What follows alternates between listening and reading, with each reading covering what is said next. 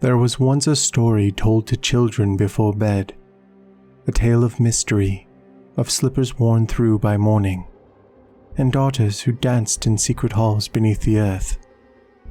But that story was gentler than the truth. This is not that tale. This is a story with thorns, with roots that twist beneath the floorboards and bloom in silence.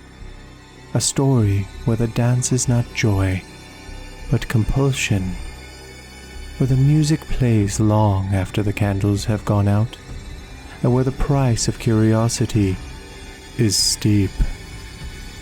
You are welcome here, of course, but step lightly. The floor is slick with secrets, and the princesses are waiting. Welcome to the 12 Dancing Princesses, a reimagining of the Grimm fairy tale.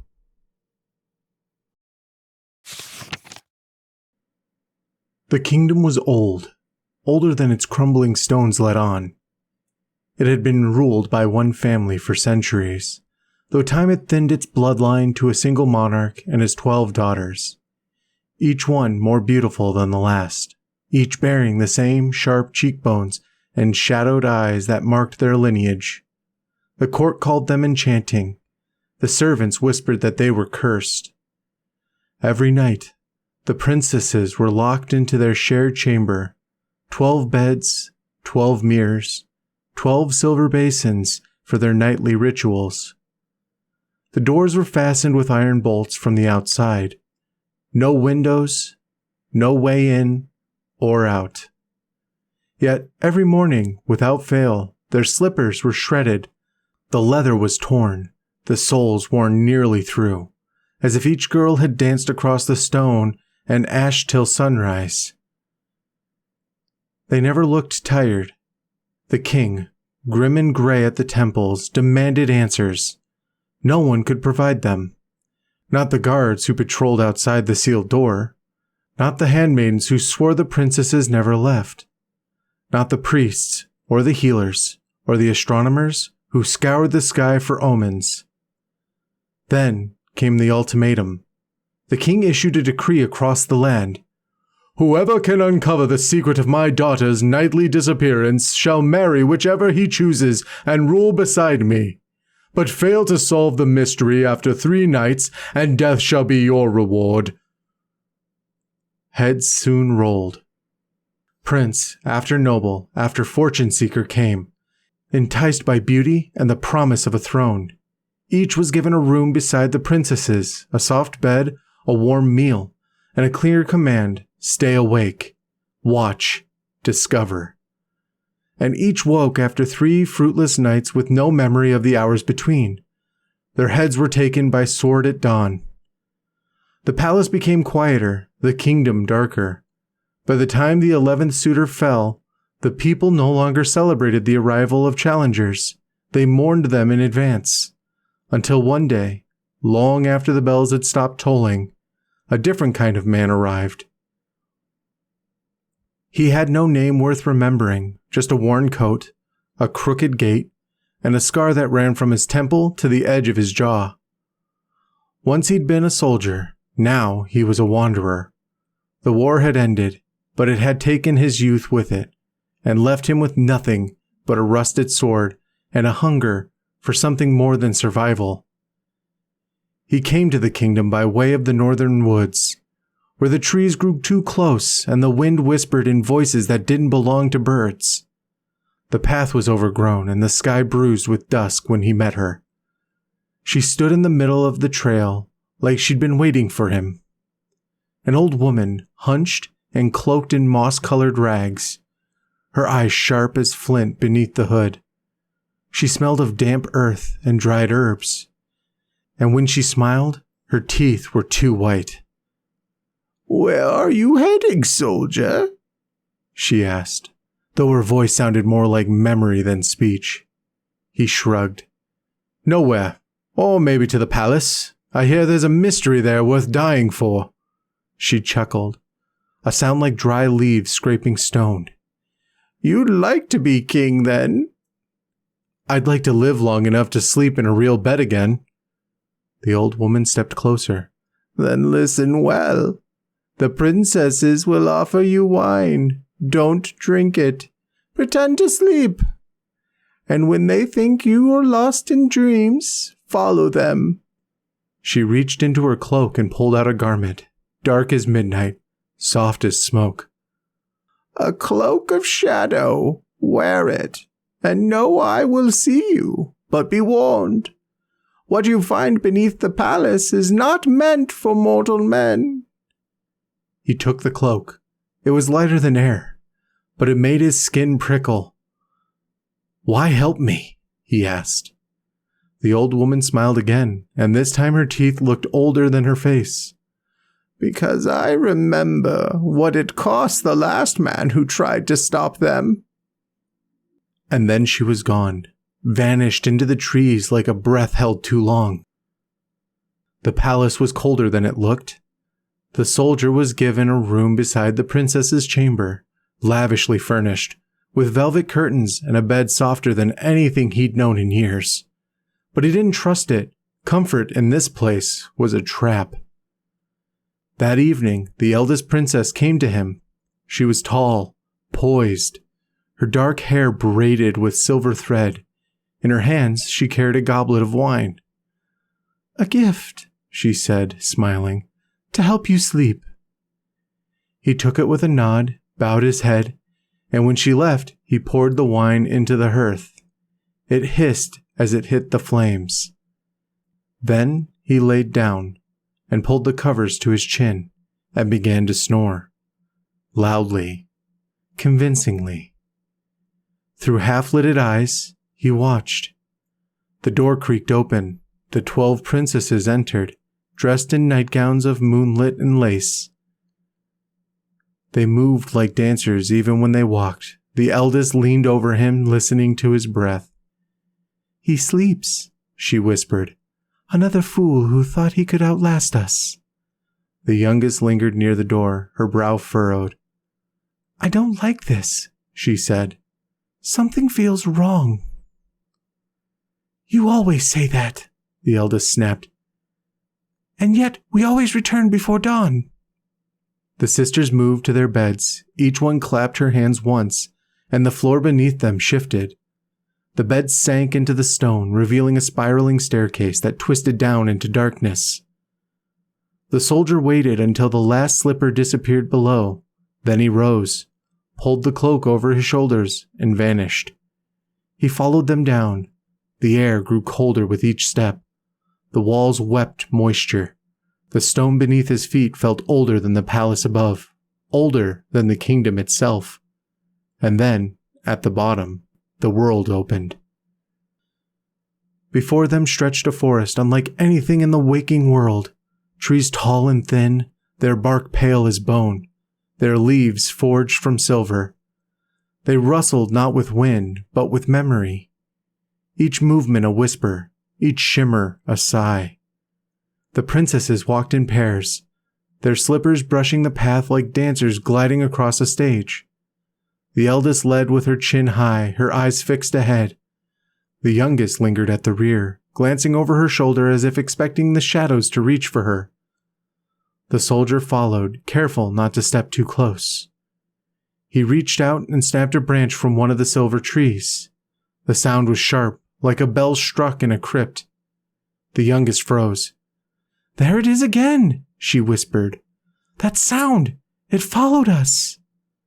The eldest didn't break stride. The trees are old. They creak. You're imagining things. But the soldier saw her hand tighten around her sister's wrist. They passed deeper into the grove, and the light grew stranger. Neither moon nor torch, but something cold and constant, like the glow of forgotten stars. The soldier felt it settle on his skin, a weightless pressure, as if the forest were watching him back. He looked up. The branches above formed a canopy so dense it felt like a ceiling. No sky, no escape. And still the princesses danced forward. The The silver trees gave way to gold. The transition was seamless. One moment the leaves shimmered like coins. The next, they blazed like fire. The trunks were thicker here, the air warmer, and the path beneath their feet sparkled with flecks of amber. The soldier broke another branch. This time, the crack echoed like a gunshot. The youngest princess gasped. "That wasn't the trees! That was something else!" The eldest turned, her voice sharp. "Enough! You'll ruin everything with your fear." "But what if someone's following us?" "Then let them. They'll never return." The soldier felt the weight of those words settle in his chest. They moved on. The golden forest narrowed, funneling them toward a third grove, this one darker, colder, and impossibly bright. The trees here were carved from crystal, their leaves faceted like diamonds. Light refracted in every direction, casting fractured rainbows across the path. It was beautiful. It was blinding. It was wrong. The soldier reached for a branch. When it snapped, the sound was like shattering glass, and the youngest princess cried out. "Please," she begged, "let's go back. Something is here with us." The eldest turned, her face unreadable in the fractured light. "We are not children," she said. "We are daughters of the crown, and we are expected." The youngest said nothing more. The forest ended without warning. One moment they were walking beneath diamond branches. The next, they stood at the edge of a vast black lake. The water was still, so still it reflected the sky like a mirror, though no stars shone above. It was as if the heavens had been swallowed whole.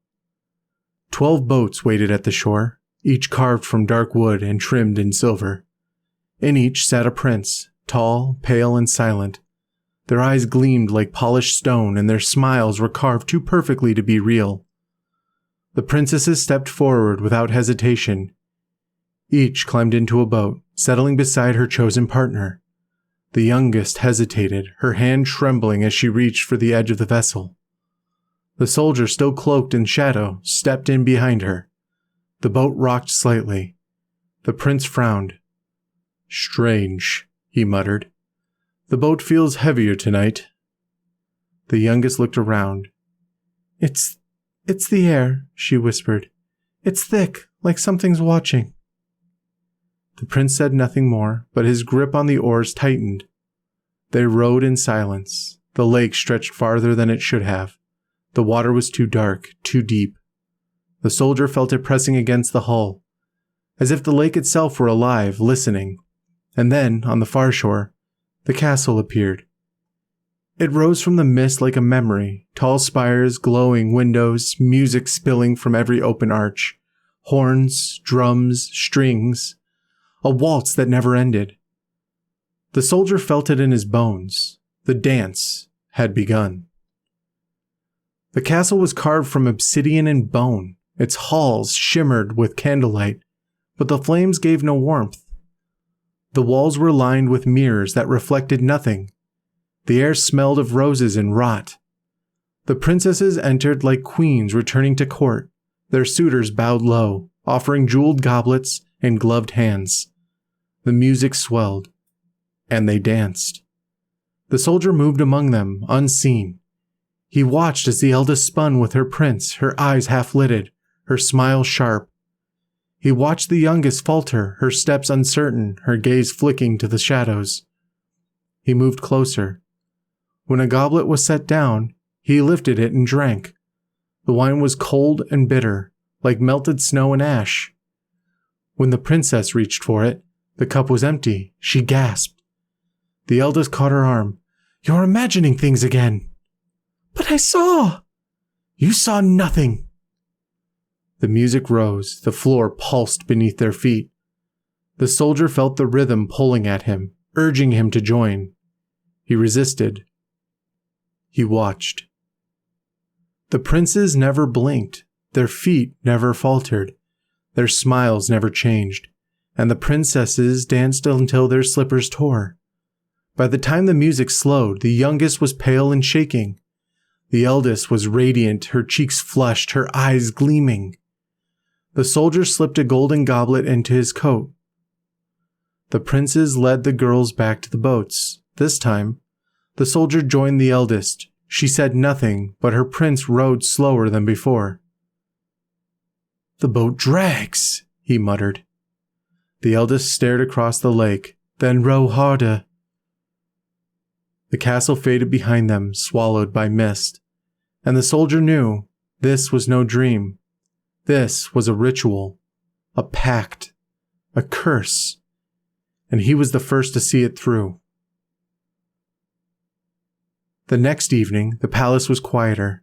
The soldier said little during supper. He watched the princesses from across the hall. The way they laughed too easily, the way their eyes never quite met his. The youngest barely touched her food. When night fell, the eldest brought him wine again. Her smile was smooth, but her fingers trembled ever so slightly as she handed him the goblet. He took it, nodded, and waited. When she left, he poured the wine into the basin and laid down, feigning sleep once more. The door creaked open. "He's asleep," the eldest whispered. The youngest hovered near the threshold. "I don't believe it. He's different." "You said that last night." "And I was right." The eldest's voice sharpened. "Then why are we still here? Why are we still safe?" The youngest said nothing.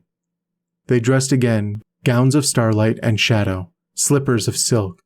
The trapdoor opened, the staircase yawned. The soldier followed.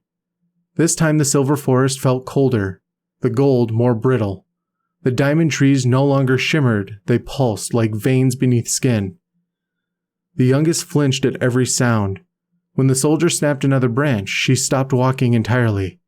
"I heard it," she said. "I know I did."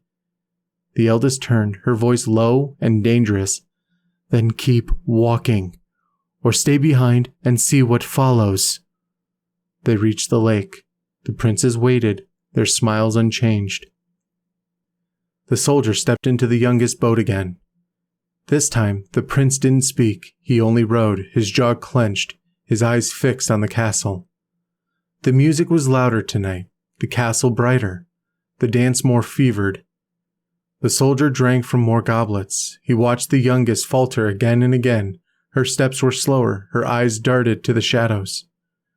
When they returned, she lingered at the edge of the lake, staring into the water. "I don't want to go back tomorrow," she whispered. The eldest took her hand. "You will." The third night came like a storm held behind glass. The soldier dressed in silence. He tucked the silver, gold, and diamond branches into his pack.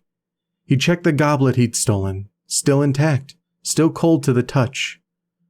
The princesses said nothing at supper. Even the eldest was quiet.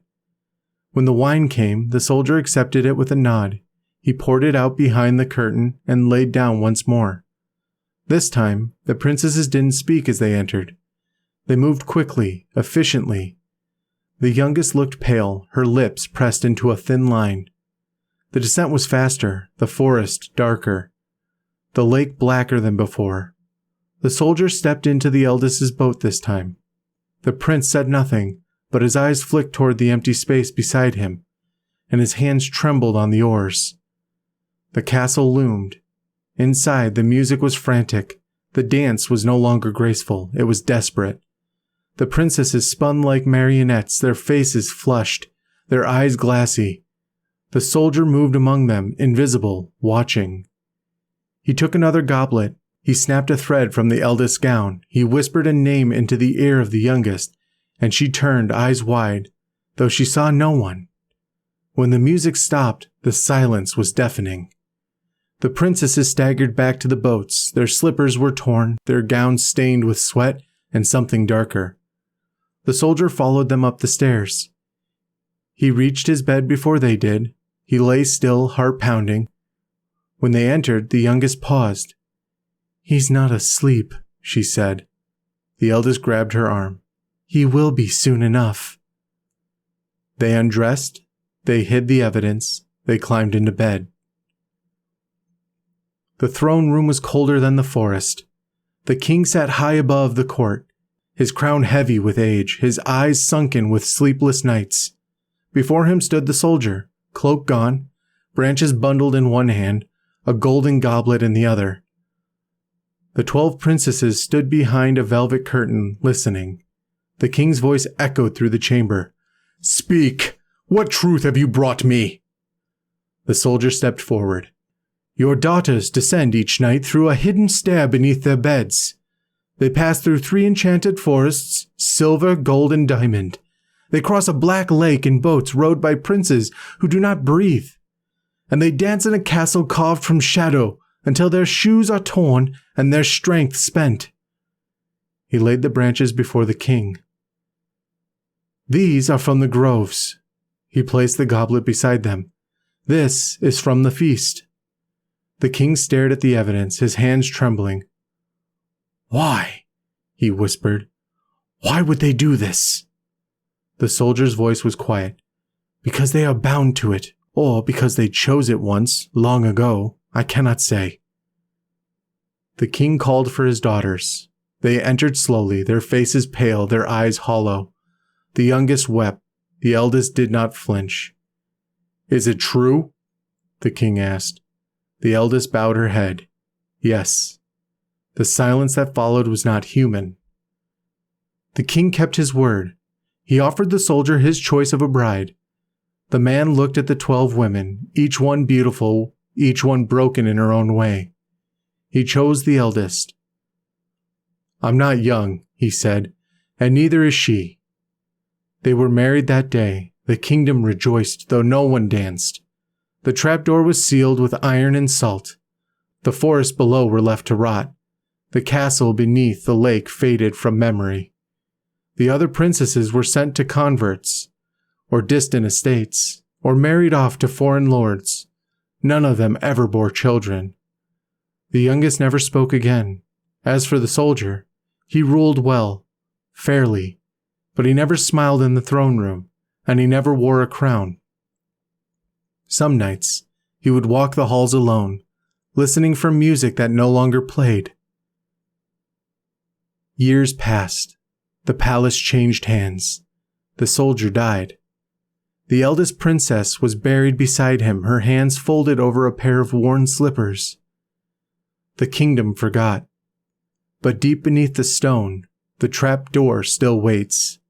The iron rusts, the salt fades. And sometimes, on nights when the moon is thin and the wind carries no scent, servants swear they hear footsteps in the hall. 12 of them, soft, rhythmic, dancing.